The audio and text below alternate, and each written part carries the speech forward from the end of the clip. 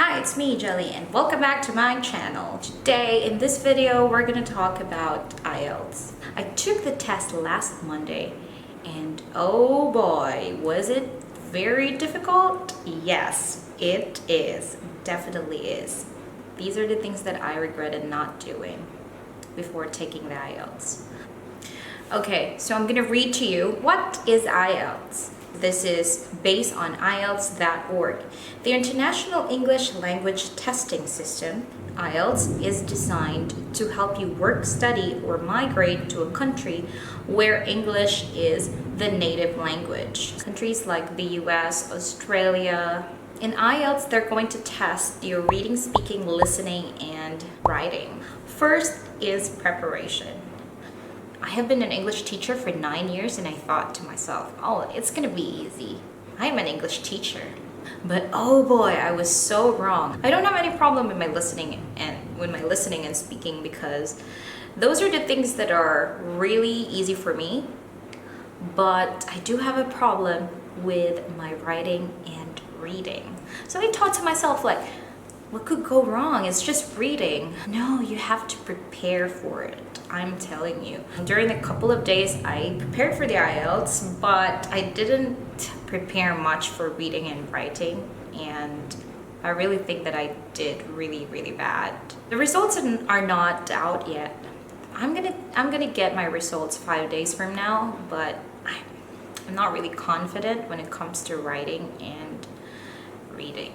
My advice to you is to prepare everything. Assess yourself. Which of the 4 macro skills do you think you're good at? If you think that you're good in speaking, just spend a little bit of time for that. Just go to the skills where you are not that great. And this is something that I didn't do because I guess I was just like so confident that I would ace it because it's English anyways. It's my second language. It's my major. So please review.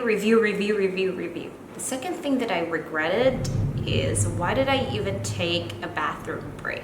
I should have taken my bathroom break before the test. I'm like really confident that I can hold my pee, but then here comes the reading part and I cannot hold it.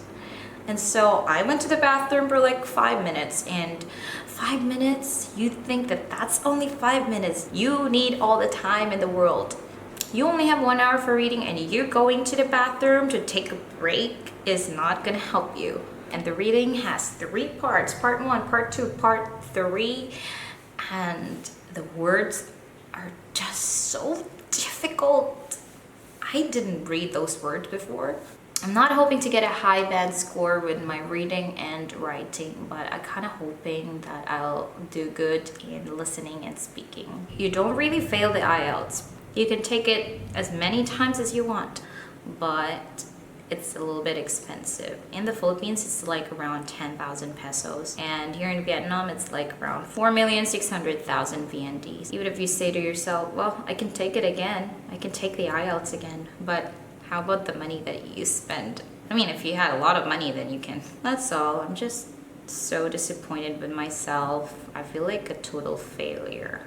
I wish everybody who is going to take a very important test, please do your best to review all the materials, familiarize yourself on how the test works. I'm really planning to take it again if I'm not satisfied with the score that I'm gonna get. So that's all of my realization. I hope you learned something. Just don't give up. I'm not giving up. I'm going to update you about my band score. Don't worry, and we will do good together, okay? I promise to myself, and I promise to myself. I promise to myself that I'm gonna do better.